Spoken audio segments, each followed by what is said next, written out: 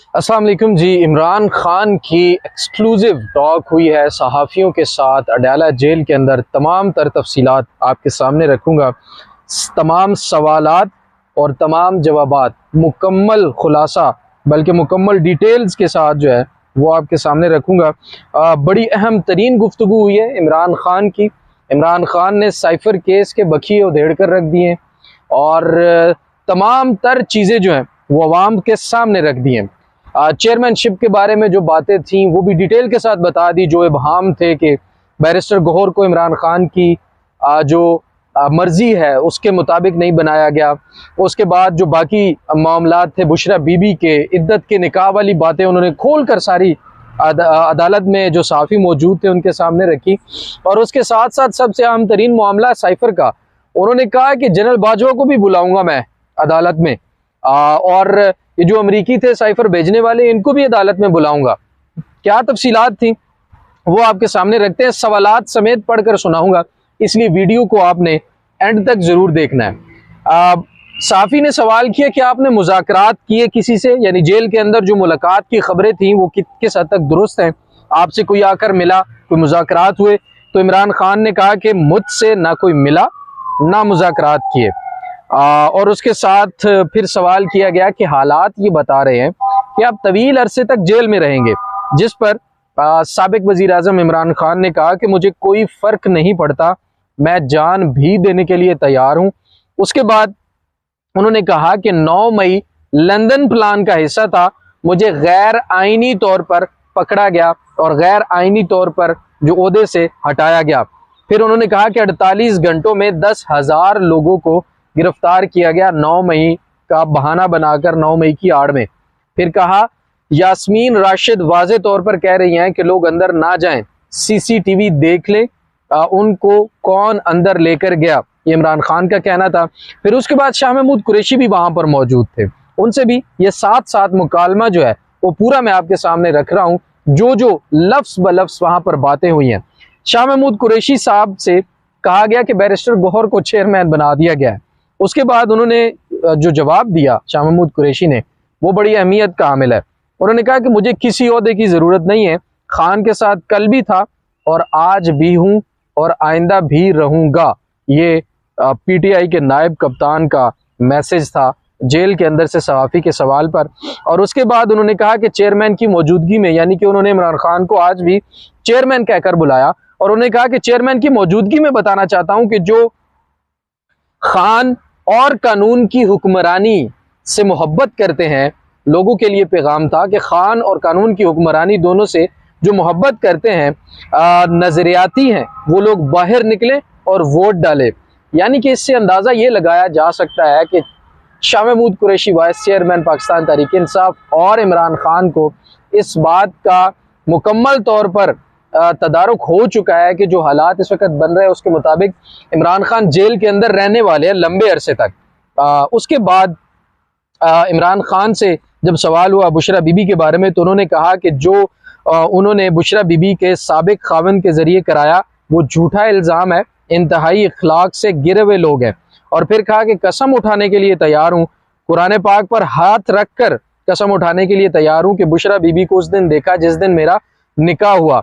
कौम को ये पैगाम देना चाहता हूँ कि आपका कप्तान आखिरी सांस तक लड़ेगा और आखिरी सांस तक लड़ने के लिए तैयार है। ये इमरान खान का कहना था जेल के अंदर जो उन्होंने आज साफियों के साथ बातें की। उसके बाद उन्होंने कहा कि लंदन प्लान नवाज शरीफ को लाने में और हमें जेलों में डालने के लिए ये जो लंदन प्लान है वो अभी इस पर अमल दरामद किया जा रहा है और पीटीआई को ख़त्म करने के लिए था।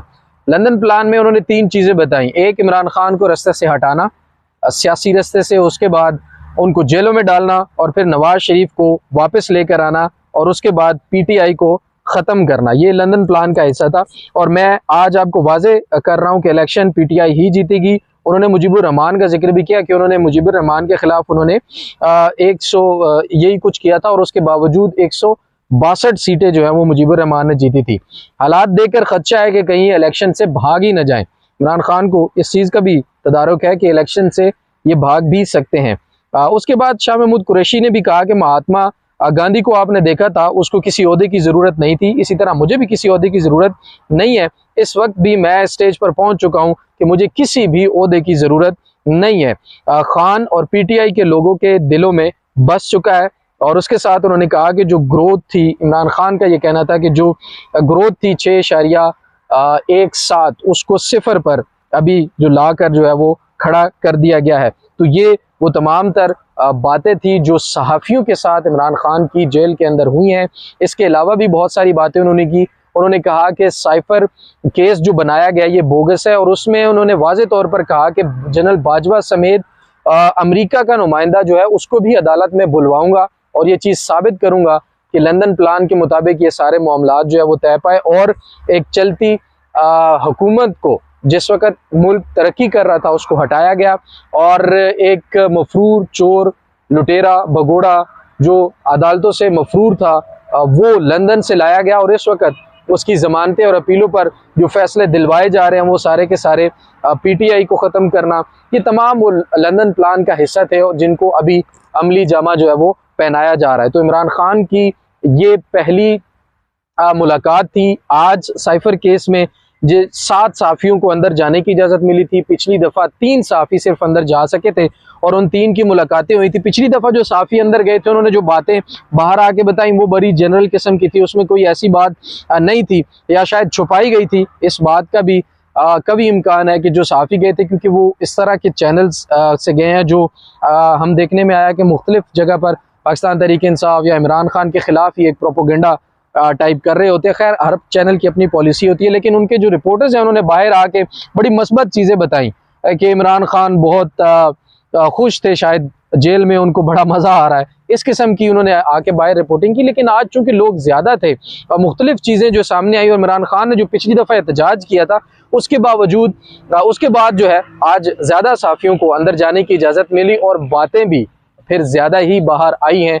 और मज़ीद शफाफियत के साथ साइफर ट्रायल के अंदर जो सहाफ़ी हैं वो अब रिपोर्ट कर सकेंगे, क्योंकि उनको अब इजाज़त अंदर जाने की मिल चुकी है, क्योंकि एक ओपन कोर्ट का फैसला दिया गया और अब ये मामला हो रहा है। अब अगली समाअत जो है वो 12 दिसंबर तक मुलतवी कर दी गई है। फ़र्द जुर्म लगाई जाएगी अगली समाअत पर। लेकिन इस समाअत का जो मुकम्मल अहवाल था वो सिर्फ़ और सिर्फ ये था कि कॉपियाँ तकसीम की गई और अगले समाअत पर जो अब फ़र्द जुर्म लगाने की मुकम्मल तैयारी है वो कर ली गई है।